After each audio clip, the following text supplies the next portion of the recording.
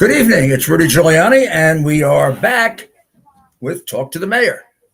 And tonight, we're going to have a reflection on the war on Thanksgiving. I mean, the left wing wants to declare war on every cultural, religious, social, and democratic value that we have. Thanksgiving has been declared war on before. It's not the first time, but there was a particularly vicious attack. Also, an attack that sort of illustrates the mindless stupidity of many of these left wing, I don't know what they are, experts or who pontificate on history as if history is a work of fiction that you make up to fit the things you want to accomplish today. Well, by the way, that's not an unusual view of history historically. That's a view that was very much championed by Karl Marx and then by his successors. And now it is very much just a part of the academic left, the pseudo-intellectual commentators, or I don't even know if you call them pseudo-intellectual commentators, the poorly educated commentators who make up MSNBC, CNN, NBC. I noticed when I was mayor very often with the press, the knowledge of history was getting weaker and weaker and weaker. Remember a reporter from the New York Times, a very well-regarded reporter from the New York Times, arguing with me that John Lindsay was never a Republican, which of course would make her, in my view of knowledge of politics, illiterate. And her view of politics was largely based on complete ignorance. She was prone to fads and emotions and what the people in the editorial room told her, and people who made her feel like she was intelligent if she said certain stupid things. So that's sort of like, so who am I talking about? I'm talking about maybe one of the most, I don't know, can you say worst people on television? I mean, The View does this every day. This is Joy Reid. So Joy Reid was on the other day, and she had her holiday special, I guess. And I when I was growing up, I can't imagine a holiday that was more uncontroversial than Thanksgiving. Even if you have a rudimentary knowledge of history, you would know it's one of the really good stories about the settlers and the Native Americans. They actually did, before they had the Thanksgiving feast, which was really a harvest feast. Joy, I'm sure you never got this deep into history to know this, because you also have the dates wrong. But what the heck? I mean, that's like you and that moron who wrote the 1619 Project. I mean, that one's a real Marxist moron. And I don't imagine you ever bothered to read the contemporary literature written about the Mayflower voyage and their coming to the United States and their difficulties. And I mean, it's all written down. You might also have pointed out that one of the things that the dreaded, horrible white race brought to the New World was something called writing, reading,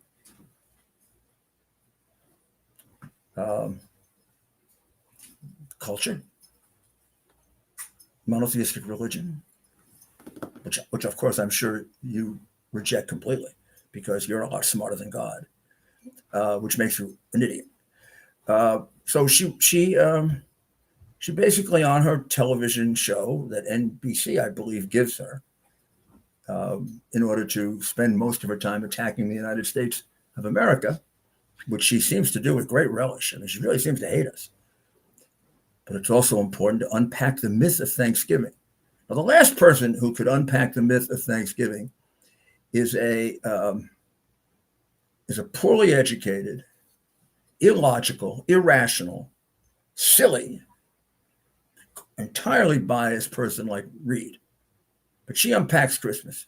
You shouldn't buy into the whitewashed history of what she called a food holiday. It's a holiday riddled with historical inaccuracies, which she's now going to introduce. It really wasn't. Built on this myth that the indigenous welcomed their colonizers with open arms and ears of corn.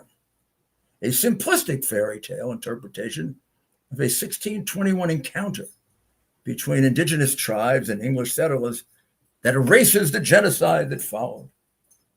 It's the truth that Republicans want banned from our textbooks. Every single thing she said here is untrue. First of all, nobody wants the truth banned from our textbooks. There was a wipeout of the Native American tribes that occurred 3 generations after this. And it is recited in the history books that I looked into just in the last 2 days. It's recited quite accurately, without this extra emotion, but as a matter of fact. And also the complex nature of the cause of it, which was a mixture of wrongdoing on the part of the settlers who succeeded the Pilgrims and the leaders of the Indian nation that succeeded the 2 that had made peace. So let's tell the real story, the one that was largely written down by Winslow, who was probably the most current, wrote it almost contemporaneously in 1621. And then finally, Bradford, who was the governor for a period of time of the Plymouth Bay colony, who wrote it approximately 20 years after the event, a lot closer in time than Ms. Yo-Yo here. So here, I'll just read you a couple of things from the contemporary text. This is what historians do, by the way. I studied history, and I was an excellent student of history, I might add. Don't think I ever got anything other than an A in history. My mother made me love history. Sometime I'll explain to you how that came about. But in any event, I like to go back to original sources, not political propagandists. That's how you avoid the Marxists and the communists, because they have they falsify history to their own benefit. So the Pilgrims arrived on the Mayflower in 1620. The first feast was in 1621. When they arrived, it had been after a very, very difficult voyage that had been delayed, and they had lost a number of people, particularly women. And they were somewhat afraid to get off their boat. So they stayed in the harbor and sent little groups out to see what was there. They also realized that because they were late, they were going to settle in what was coming into wintertime. And therefore, they were going to have an enormously difficult time, because they had heard tales of how difficult the winter was in this part of the world, which was north. Obviously, it didn't have the name New England then, but this would have been basically equivalent with Plymouth, Massachusetts. What we know is Plymouth, Massachusetts, and they stayed in the small harbor, and a group of Indians, Native Americans, who occupied that area and sort of controlled that area, were known as the Wampanoags.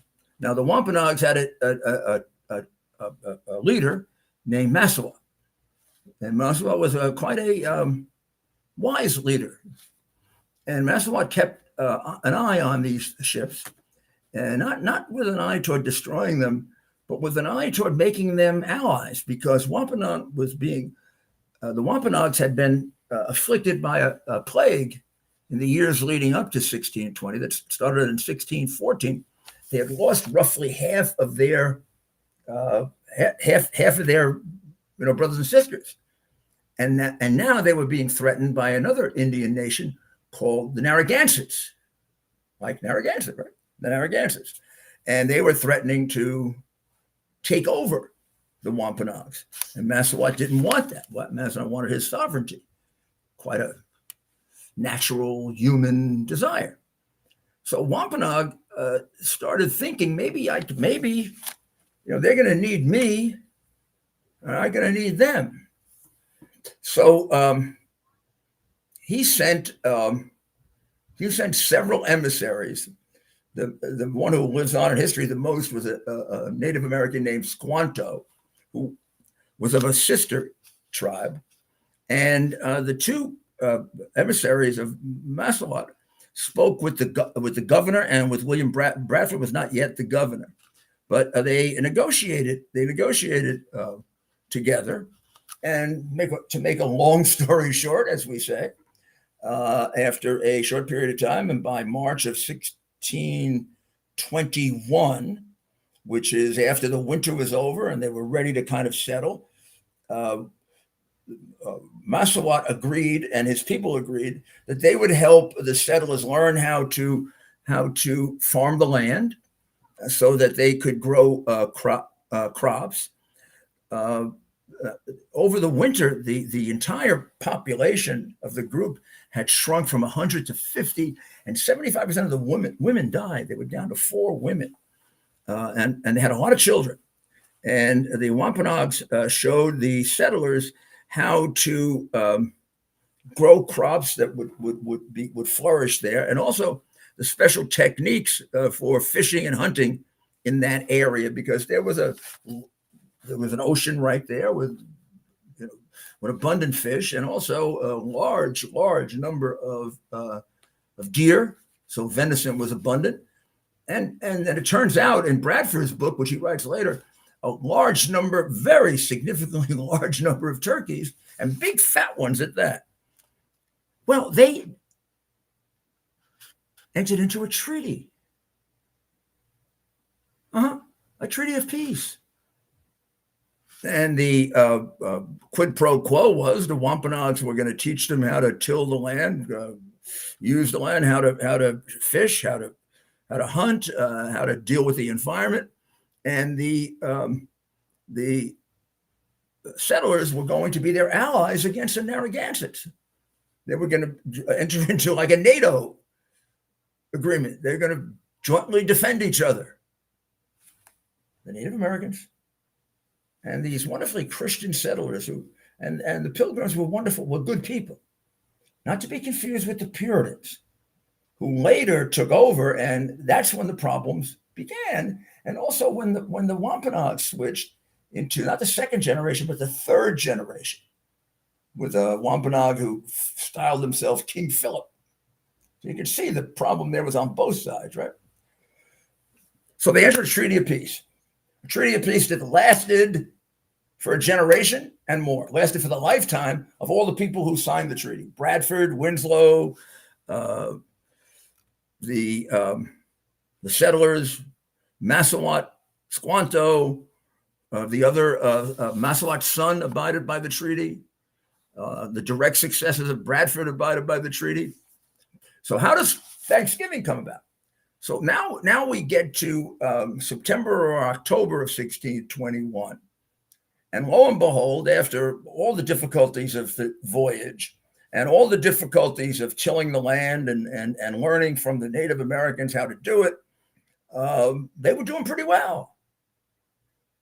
And they decided to have a harvest feast.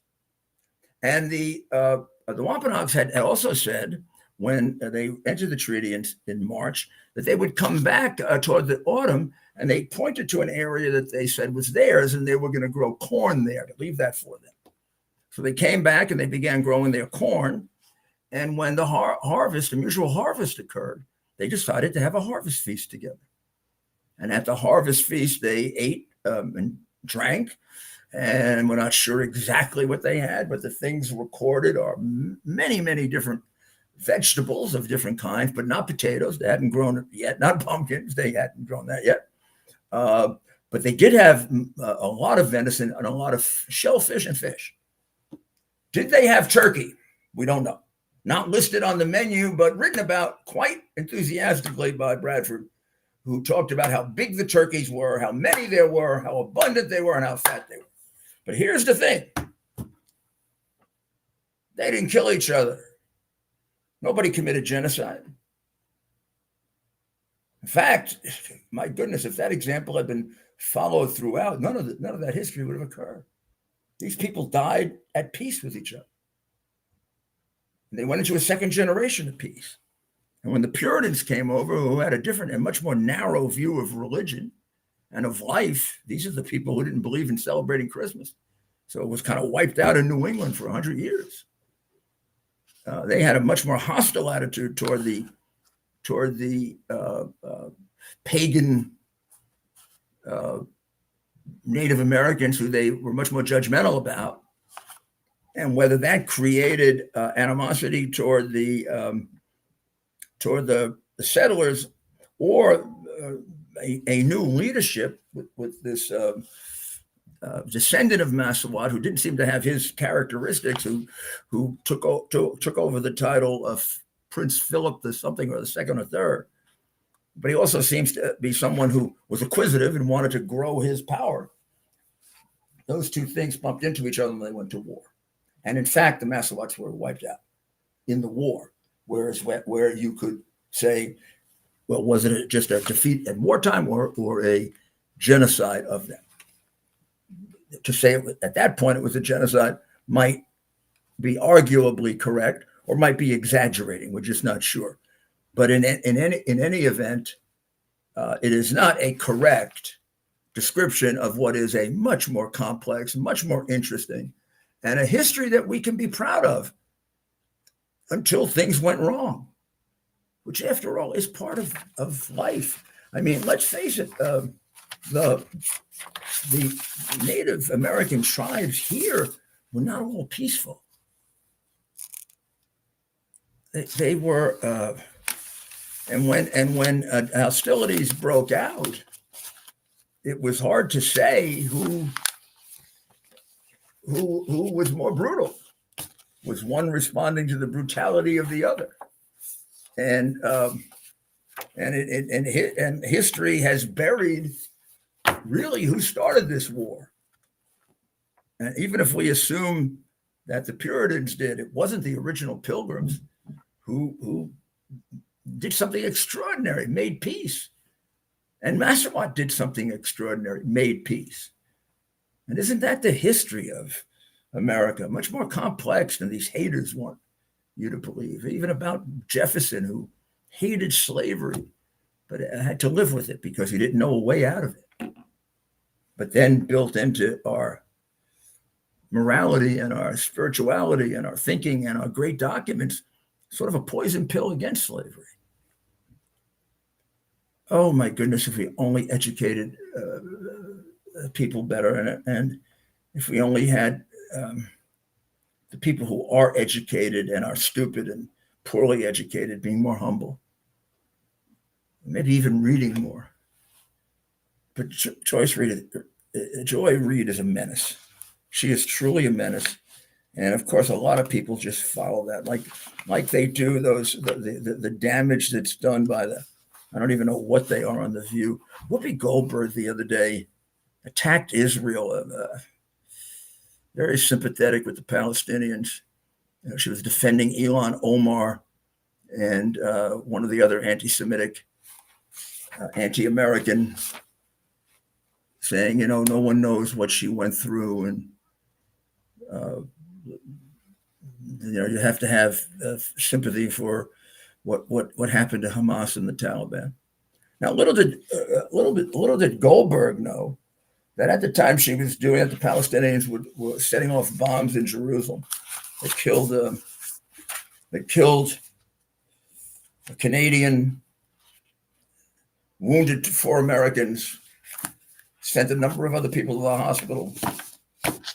And I don't know if she bothers reading or doing any research, or just spouts off her big mouth. But has she ever seen the videos of the Palestinian children being taught to kill Jews, being taught to kill Americans, being shown techniques for doing it, for bombing, or being whipped up into a frenzy so they would do suicide bombings like the one that just occurred? So, I mean, Are we going to get relief from these American haters, these people who make their living off spewing hate about America and America's allies? And they spew all kinds of false things, and they leave out large segments of it. I mean, will they ever show the other side of the story? The schools in Palestine that talk about the American devil and the Jews having to be destroyed and wiped out, and Ilhan Omar, who advocates the end of the state of Israel, the end of it, not a change in Israel, the end of it. She wants to boycott it so it disappears. And Whoopi Goldberg, is sympathetic to her because, I don't know, she's a Democrat. I don't know. All I know is we got to stand up for what we believe in. And when these things come about, we got to confront them. And we got to do what I just did. We got to get the truth out. When they talk about how the Palestinians are so unfortunate and it's so terrible, maybe if they would stop teaching people to kill Jews, it might end. Maybe if they stop teaching people to kill Americans, it might end.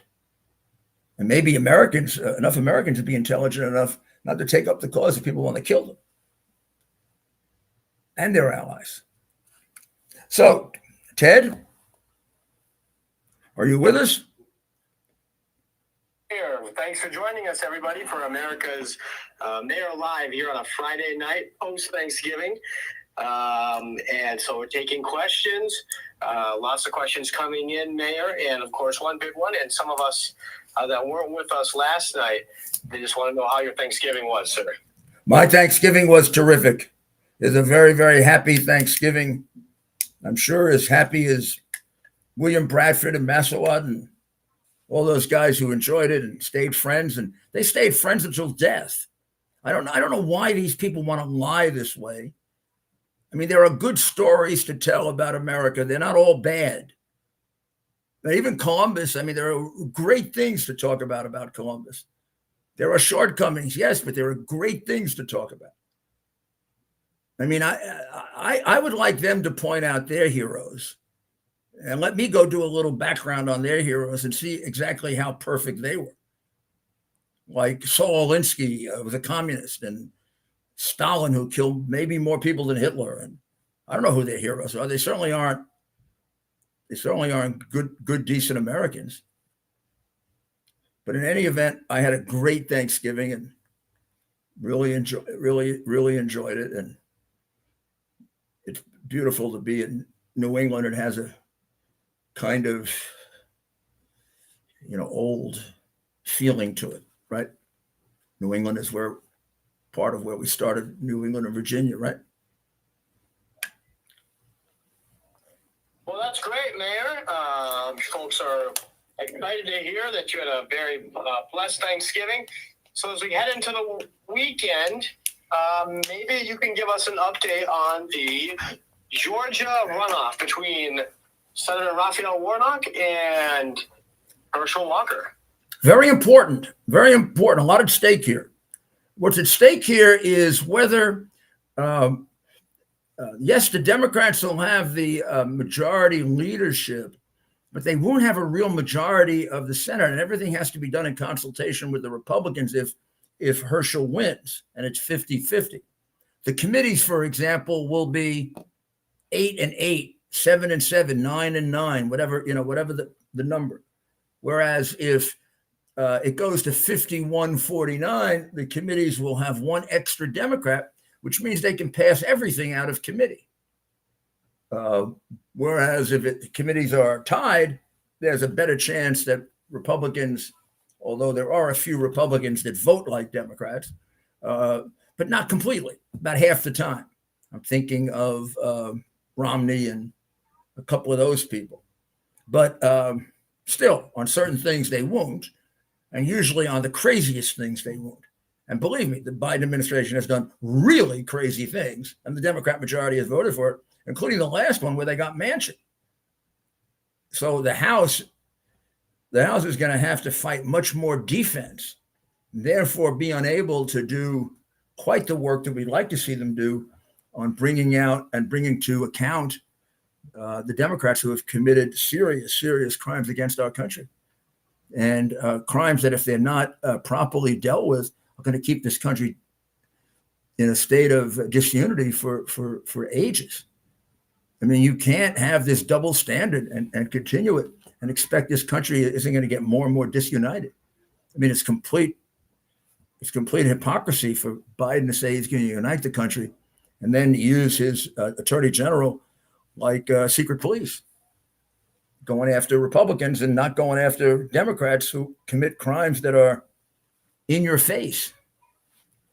I mean, Swalwell has a Chinese spy with him for 3, 4, 5 years and not investigated.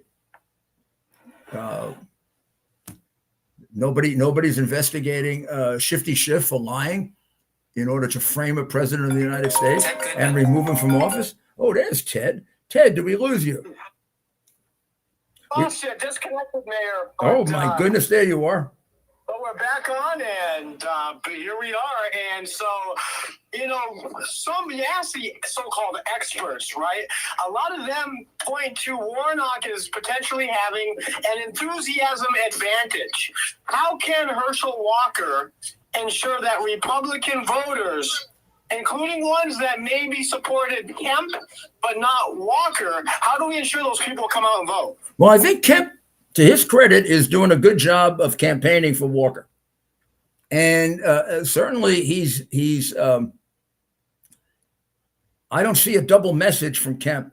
Kemp is making a strong message that people should vote for Walker if they expect to have him have the success that he wants to have as governor in order to get his state and then also the United States out of the terrible situation they were in. I mean, we just went through the worst Thanksgiving of our lifetime. Certainly, since those of us who didn't live through the Depression, you paid more for Thanksgiving dinner this year than ever before. And there were a lot of people who couldn't have Thanksgiving dinner for that reason.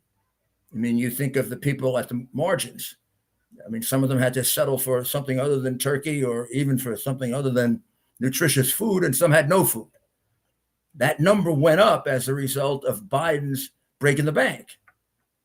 And Biden, left unchecked, is going to destroy this economy. He may have destroyed it already. We may be headed for a terrible, terrible recession. The only thing we can do right now is stop it in its tracks, which the House can do, but it's going to be a lot more secure in doing that if it has a Senate that is tied. And therefore, the Democrats aren't throwing out legislation after legislation after legislation. Also, approving for public office some of the worst communists and America haters you've ever seen. I mean, we prevented, because of the 50-50 Senate, we prevented a bunch of terrible, terrible people who hate our country and hate us as a people from being nominated. I mean, Biden, you have no idea who Biden appoints. He has no idea who he appoints. I mean, you realize he couldn't possibly interview somebody for an office, right? I mean, the president of the United States is incapable of interviewing someone for chief of staff, or he's going to have an intelligent conversation with somebody. Look, I couldn't have an intelligent conversation when he was 40 years old. Now, it would be a joke to have an intelligent conversation with him. He never was an intelligent man. Now he's a non-intelligent man who's senile, which is also a disgrace. It's a disgrace that Democrats will sit by and let that happen. They see it in the cabinet. I mean, I look at them and I say, isn't there a single patriot among you? Not one. There isn't one among you that thinks this is outrageous, that somebody who thinks he's in Colombia when he's in Cambodia or vice versa has his finger near the button, is involved in this chess match with China, doesn't know what the hell he's doing, and China's taking his pants off. Or maybe he wants them to because China bought his pants. I mean, aren't we going to investigate that? Don't we have to investigate? Is he compromised? That's an illegitimate question when he got $31 million from our biggest enemy. You're telling me that's an illegitimate question.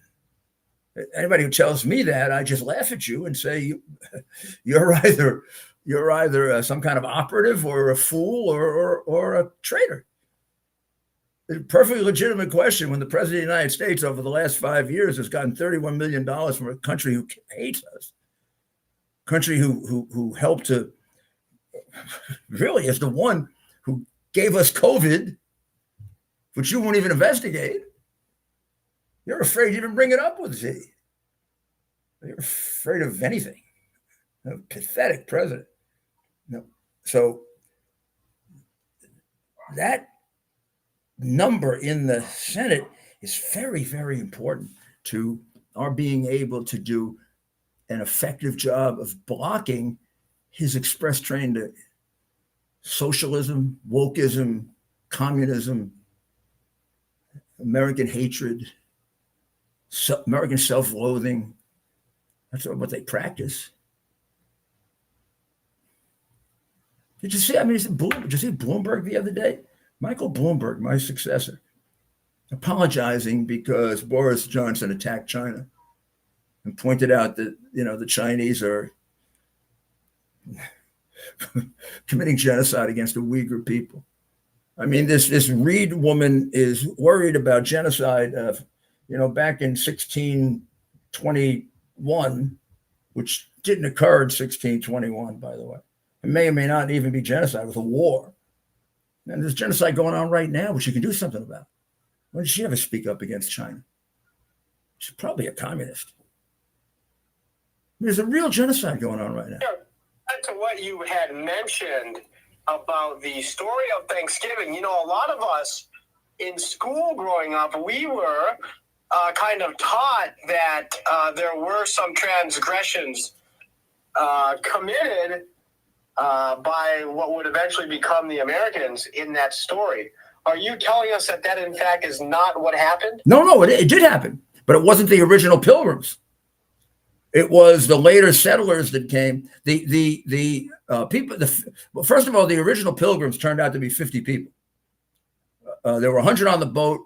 A number died on the way, and then during the terrible winter, by the time the winter shook out, and we get to the spring of 1621, which is when they sort of come off the boat and Massawat meets up with them. Plymouth Rock. Yeah, and there were only 50 people, 4 women. I mean, there are hardly enough people to commit genocide against a Native American tribe. If they wanted to commit genocide, there weren't enough of them to do it. And by the way, half of them were children. Half of them were children. I mean, maybe there were 20 men, 22 men, and they weren't soldiers. They were lawyers, pastors, highly religious people. Were the early Pilgrims that came over? Set the scene for us. Who was trying to come to this so-called? These were people who wanted. These were basically English people who had fled to Holland because they were being persecuted because they were Protestants, meaning not persecuted by the Roman Catholic Church. Roman Catholic Church was gone in England, but by the Church of England. And the English king wanted them to be part of the Church of England. And they did not want to be part of the Church of England. They were further removed from the beliefs and the practices of the Roman Catholic Church than the Church of England. That's interesting. They went to Holland first? They went to Holland first to seek refuge, and then finally found out about this new land to go to, and started their voyage, had problems, had to come back. The voyage was delayed by 3 months because they wanted to get there in the springtime. So they had the summer to plant and to get ready. And instead, they take off late and they end up with a terrible voyage. They lose some people on the voyage. And they get there and it's fall. And it's beginning to get cold. And they end up in this place where they're basically, all they see are trees and a beach. Nothing. These people are used to living in the city with little, with land to farm, small amount of land to farm. Yeah. And these are not warriors. These are not killers. These are people that are being consistent for them to commit genocide. So it just so happens that the tribe watching them, the nation watching them, the Massawats, had just gone through a terrible tragedy of their own. A plague had broken out. in that area of New England, and it took tremendous toll on the Massawat Nation. They lost about half of their young men, their warriors. So a tribe or a nation from more southern part of New England, probably what would be now around southern Massachusetts, or maybe near Foxwood. I mean, maybe near, not Foxwood. What's the name of the Patriot football field? You know, down in that area. Foxborough. Yeah, Foxborough. Yeah, Foxborough. The Narragansett tribe started to poach on them. They want to take them over. Either maybe wipe them out or maybe just take them over. Massawat did not want to do that. He didn't want to lose his sovereignty. He sees these people struggling, and he makes a deal with them. Very practical deal. He sends off two emissaries, one of whom speaks perfect English, have been educated, I think, in England, and another one spoke modest English, and they make a deal. The deal they make is the Indians, the Native Americans, will teach the settlers who have now just come off that boat, frightened as hell because they can't go back. They're afraid to go back across the sea. They don't even have any food to go back. They don't know what to do with this land. It looks like all forest, not what they would think of as farming land. And so the Indians offer them, we'll show you how to make this land farming land. We farm it. We'll show you how to do it. And second, we'll show you also, you don't have to farm. You've got an ocean filled with fish. We'll show you how to fish. We'll show you what we do. And we'll show you how to hunt because we got plenty of meat. We got venison to feed armies. We got, deer. We kill them all the time and eat them. And it also turns out, because Bradford used to write about the big fat turkeys, which is, I think, how the turkeys came. William Bradford, who wrote a book about this 20 years later, reflecting on what happened 20 years earlier. And Winslow, who wrote a contemporary, more of a short story or a thesis, would talk about the big fat turkeys. And they made a peace treaty that lasted for something like 50 or 60 years. So I don't know if they had some skirmishes along the way where the peace treaty broke. But according to the history that I've been able to read now for some time, that remained pretty peaceful. Now, here's what happened. Massawat died. His son took over. Bradford and the original people died. Other people took over for the small group that was left. But now the group of Pilgrims is disappearing, and a new group is coming in. But they're Puritans, not Pilgrim. Now, Puritans are totally different. Puritans practiced a very austere form of Protestantism in which they didn't believe in hymns. They didn't believe in any dancing, any singing, any fun, right? And were extraordinarily judgmental about these savages. Whereas the Pilgrims either didn't care, they were much more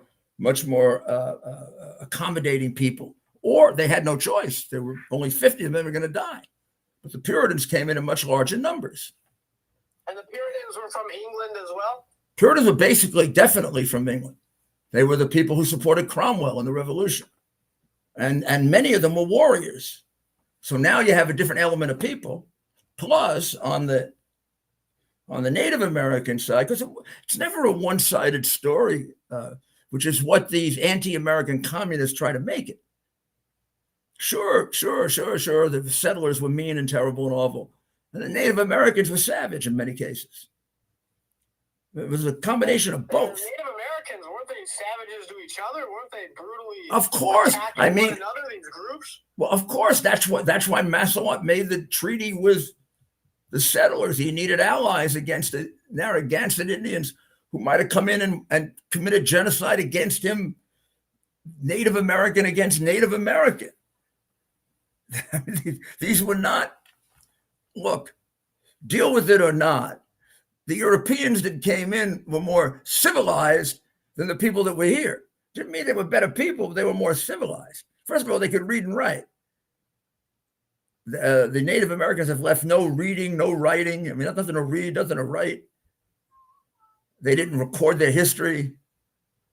Their religious practices were ancient, not monotheistic, and they engaged in a lot of practices that would be regarded as savage. Now they never knew any better. Nobody's judging them for that, but that's just the reality. So when you want to determine guilt and what did they do and they go overboard, sure, some went overboard, but so did the Native Americans. And it wasn't as if this was settled land. You know, the English already had a whole law of property in which people owned land. These people didn't own the land; they just moved around. It wasn't as if they had a Boston and a New York and a Philadelphia. The Massawatch would be in Plymouth Rock for the spring, then go somewhere else, and come back in the fall for the harvest. That's why he said, "Leave the cornfields alone. We'll show you what to do with them." And at that point, they had done the treaty already. And we don't, there's a dispute as to whose idea the harvest feast was, because both of them had a sort of harvest feast tradition. The Native Americans did, and the Puritans, you know, understood how to celebrate the harvest. It was not denominated as a Thanksgiving celebration. It was a harvest feast in which they jointly gave thanks for their bounty. And then that, over a period of time, became Thanksgiving. And it gets buried for about 100 years because the Puritans bury it. And it gets discovered in the 1830s and 40s. And therefore, Lincoln is the first president who ends up finally getting the benefit of all these documents that have been hidden by the Puritans and declares the first Thanksgiving. So it's way too complicated for a Joy Reid. Way too complicated it's way too complicated to get past her level of education, her hatred. It's a little nuanced, right? I don't know. It's nuanced, and it makes the white people something less than demonic. How about something more like human? Just like Black people are, and just like Native Americans are. You know, it's very, very rare that one side is responsible for a war. Right? Yeah. Well, if the truth got out, Mayor, these people would be out of work. They'd be out of jobs. If oh my God! And they're teaching. They don't teach history. They teach Marxist propaganda. I mean, the shame of it is we used to think it was just stupidity and stupid propaganda. Now that you look at it and you read Marxism and you see you see where it comes from and who was training them. And my goodness, I mean, much of this is direct, linear progression of how communists take over countries. That's what we have to unite to stop. And we have to stop fighting our petty little disputes, because there's a lot more at stake than Kemp or Trump or DeSantis or you or me. It's our way of life that's at stake. And all of us that love our way of life and see the world as more complicated than a Reed or an Al Sharpton or these people or the woman who wrote 1619. We got to stick together. Our differences. Thanks for joining us. Thanks for joining us on a Friday night with America's Mayor, Rudy Giuliani. This hour is flying by. We just what did people think of football? That's right. The United Today States we played football. Game 2 of the first round of World Cup action against England. It was kind of boring. I mean, Mayor, you were very, very high on Team USA going into today's well, match. first of all, I think they did magnificently, playing a team that's much more experienced and much more highly rated than them. They outplayed them. They just couldn't get a goal, which is, I mean, my son played soccer and I watched soccer a lot. I used to enjoy soccer, except I get embarrassed every once in a while when I fell asleep. That's a joke. But I mean, you go through. I love that the Hispanic guy, who yells out "goal!" It's a goal. Whatever it's a goal. Nobody yelled out "it's a goal" today. I was waiting. I would snore. I'd sit there snoring. I was trying to read the Times, which puts me to sleep anyway. Or when it doesn't put me to sleep, it gets me into like a state that isn't good as I'm recovering from my stents. I get very angry and I just start tearing it up. I start tearing it up and throwing it around the room. Well, it almost seems un-American, right, Mayor, to have a sport that can end in a tie. Here in the we're very competitive people. I thought they had like overtime goal, I kind of remember, I remember Italy. And I went to a World Cup match with Italy and Ireland, and they ended up in a tie anyway, but they had a kickoff at the end. And the kickoff ended tied.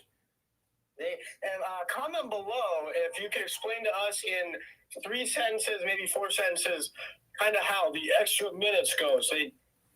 That I don't understand either. I think that and then they do the stoppage time, they call it. Why don't they put it up on the board so you know it? But the announcers are guessing at it. The referees keep it. I don't trust referees as far as I can throw them. I play too many sports. I'm always angry at the referees. So, I mean, they keep the time. We have machines to do that now. There should be a thing up on the board. Oh, we just added 2 minutes, or we just added 3 minutes, or we just added 4 minutes. So now we know that the game is going to go on for 8 more minutes. The players don't even know when the game is over. All of a sudden, somebody yells out, "Time is up." And the poor guys are running around on the field. It's not like art, where we know to the second, I got 2 more seconds to get the playoff. I got 2 more seconds to hit the goal. I don't understand it. So 0-0, 0-0, I think is the appropriate terminology for. Well, we're 0-0 for 2 games now. We're not 0-0, but we're tied for 2 games. So my understanding, Mayor, we beat Iran on Tuesday and we move on. So we move on from the group play. We move on to the next stage. I wonder who Biden's going to be rooting for. Well, Obama probably rooting for Iran. He gave him a lot of money. Yeah, that's right. And interesting matchup. Biden has been kissing up to him for a nuclear agreement now. For maybe if he roots for them, he figures he has a better chance of getting a nuclear agreement, and he can sell us out completely to Iran, like he sold us out to China. Or do you think he even knows it's going on? I wonder. Yeah, I'm not sure. Yeah, I'm not sure if he. I'd like to get in there one day and just be a fly on a wall, and see how he functions when he's home alone. I mean, does he have? You've been close to a lot of presidents, a lot of different White Houses. That brings up an interesting question. Is the chief of staff usually the most important person to know? Let's say I want to talk to the president. I want to get close to the president. Yeah, pretty much. Outside of the president himself, who am I going to want to get close to? Is that usually the chief of staff? Likely depends on the person, on the administration. Yeah, for that in particular, the chief of staff might not necessarily be the most important number 2 person in the administration, but in terms of the president's schedule, he's going to be the one that has the biggest control over the president's schedule, because he's right outside his office. He's with him all the time. I mean, it can be in certain administrations, a cabinet member, like Kissinger was clearly the most important number 2 person in the in the Nixon administration. I mean, it really depends on the strength of the cabinet and the cabinet members and some of the other people. In the case of President Reagan, it was really Meese and Baker and Deaver. They were sort of like a triumvirate chief of staff. Each had separate responsibilities. Deaver was pure politics, and Baker was foreign policy, pretty much economic policy, and Meese was kind of social policy. And Meese was Attorney General. You knew him. Well, Meese was Attorney General the second term. He's one of your mentors. No, William French Smith was the Attorney General I worked for. I worked for Meese as a U.S. Attorney, but not in Washington, in New York. So I was much closer to William French Smith, who was Ronald Reagan's first Attorney General and very, very close personal friend. So oftentimes the president will have a small group of people kind of considered inner. That group of people I just mentioned, Meese and Deaver and Baker and Bill Smith, were really the closest people to him when I was there. And Bill Smith and his relationship, they went back, like Smith was his personal lawyer as well as his Attorney General. I mean, he had been his personal lawyer in private life, and Mrs. Smith was a very close friend of Mrs. Reagan, so they were very tight. Thanks for joining us, America's Mayor Live. Just a few minutes left here on an exciting Friday night. And please visit rudygiulianics.com. That's rudygiulianics.com to listen to all of the Mayor podcasts. You'll want to watch and listen to the most recent one. Some very good stuff. And of course, he's talked to some very interesting people recently, including Larry Elder. Mayor, what does the CS stand for in rudygiulianics.com? Stands for common sense, which we surely need a lot of. Common sense. And of course, you can also catch the mayor live on WABCRadio.com weekdays from 3 to 4 p.m. anywhere in the world. That's WABCRadio.com. Of course, WABC Radio, that's where Rush Limbaugh got his start. That's where Sean Hannity spent a lot of time. And now America's Mayor, Rudy Giuliani, spends an hour each weekday on the air speaking the truth and talking about what so many refuse to address. And we'll be on. Dedicated his life. We'll be on Sunday. Dr. Maria and I will be on Sunday. What is really a very interesting show that's become quite popular. It's on between 10 and 11 on Sunday before people go to football. It's a great time, actually. And you can avoid watching the completely boring talking heads that they have on television. I can put them on, do my radio show, and just watch them, and I know what they're saying. I really get bored when I watch people and I know what they're saying. I don't have to listen to them because they say the same thing all the time. So I actually invented this show because I get bored with the talking heads, and it allows people to call in and give their opinion. They become the talking heads. So you can be Mayorkas instead of Mayorkas being on there with one of the sycophants who kisses his you-know-what and he lies to them. So you can come on and tell the truth. And we can talk about things they don't allow you to talk about on NBC, CBS, ABC, and to some extent even Fox now. Fox will cut you off on certain things. And have you and Dr. Maria, do you want to maybe give us a little taste of what to expect on this Sunday's edition? Yeah, I think this Sunday's edition, we're gonna deal with the situation of this whole thing about COVID coming back, and they're trying to frighten us again. I don't think they're going to succeed. I mean, they're talking about masks again. It's kind of building up, and it's totally insane. I mean, the whole idea of masks has been completely, let me use a Democratic phrase, except correctly, debunked. A cloth mask does nothing. Zero. Love that term, debunked. I'm telling you, and if you want to use common sense, a piece of cloth, it ain't going to stop a virus. In fact, you take children who sniffle, right? And you keep that mask on all day, it may very well do more harm than good. Rich, I believe Dr. Fauci is on the record basically saying as much. Well, he says during this, Dr. Fauci's on the record. He mentioned that wearing masks was not going to be helpful. In fact, it might be harmful. Dr. Fauci's on the record saying both. because Dr. Well, Fauci. thanks for joining us. America's Mayor Live, just less than 5 minutes to go. Hit that subscribe button, like this page if you haven't yet, and share with a friend over the weekend. Have them tune in Sunday morning at 10 a.m. Eastern for Uncovering the Truth with Mayor Giuliani and of course the fabulous Dr. Maria. And we'll spend some time on the Georgia election. No question about it. We'll spend some time on that to see where that's going. And also some time on McCarthy's attempt to bring back American sovereignty by seeing what he can do about closing the border. I was very impressed with hopefully maybe the new speaker. I thought he laid out a very ambitious program. I like that because when you lay out a program like that, you create accountability for yourself. Somebody who's intending to do nothing says nothing. When did Pelosi ever lay out an agenda? All she ever did is come in and destroy the country and make her husband millions of dollars. But he laid out a pretty bold agenda.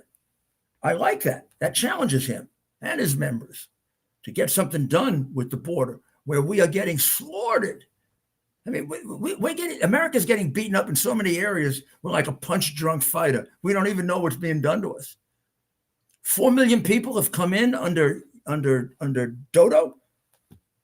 4 million people that we know of, which means 2 million at least came in that we don't know about. Large numbers of them are identified terrorists, which means there are large numbers of them who came in who are terrorists that we don't know about. Fentanyl is at record highs and drug overdoses are at record highs. Thank you, Joe Biden, for killing so many young Americans. Thank you for leaving the borders open so China can make a fortune on fentanyl. Oh, and by the way, thank you for not mentioning it to Z so he can continue to do it. I guess when you're that owned by a foreign criminal and murderer, nothing much you can do, right, Joe? They own you completely. And they got all the extra documents I don't have. And they got even more pictures than I have. And boy, the pictures I have, you got one hell of a perverted family. You're not too good yourself either, Joe. I mean, you have no idea what I know about this man and the utter disregard I have for him.